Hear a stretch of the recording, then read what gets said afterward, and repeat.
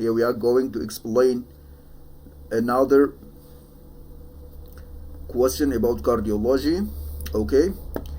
A 74-year-old man started having chest pain. He has a blood pressure of 70 on 50 millimeter Hg. His level of consciousness has decreased. A radial pulse is felt. An ECG shows the following rhythm. What's the single most appropriate management? This is the patient's ECG.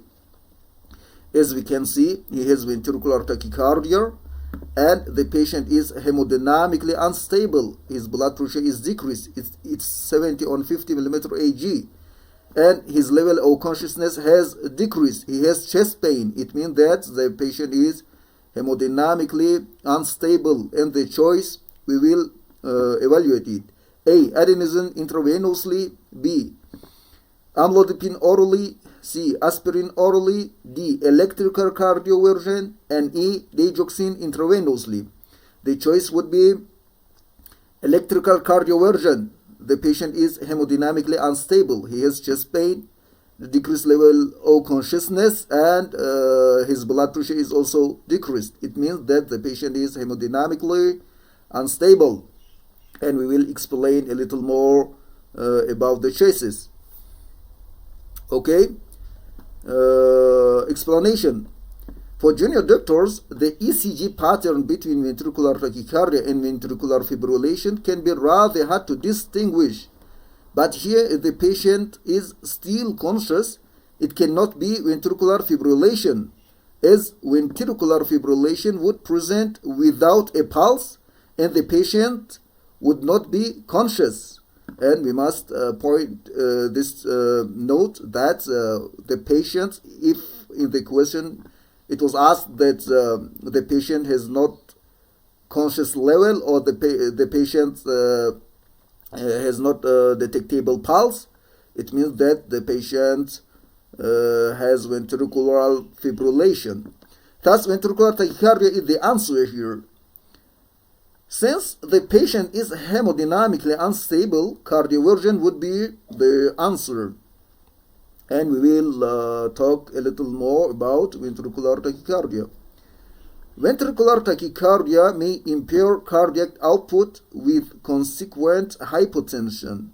As we can see in this patient, his blood pressure is decreasing.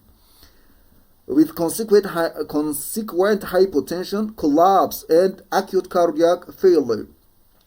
And this is due to the extreme heart rates and lack of coordinated atrial contraction or loss of atrial kick. The rate of ventricular tachycardia is from about 100 to 250 beats per minute. And P waves may be present or absent. P waves are usually not seen if the rate is increased. If present, the P waves have no relation to the curious complexes of the ventricular tachycardia. As we can see in this ECG pattern, it's a pattern of ventricular tachycardia. And this wave can be P wave or it can be T wave. We cannot evaluate it. Ventricular tachycardia can present in two ways. First, with pulse and hemodynamically stable or hemodynamically unstable. Example, the patient has hypotension, chest pain, cardiac failure, and decreased conscious level. Or without pulse, we cannot detect the patient's pulse. And management depends on how the patient presents. If we can detect the patient's pulse, or the patient has pulse, but he is hemodynamically stable, first-line therapy would be antiarrhythmics. Example, amiodarone, lidocaine, procainamide.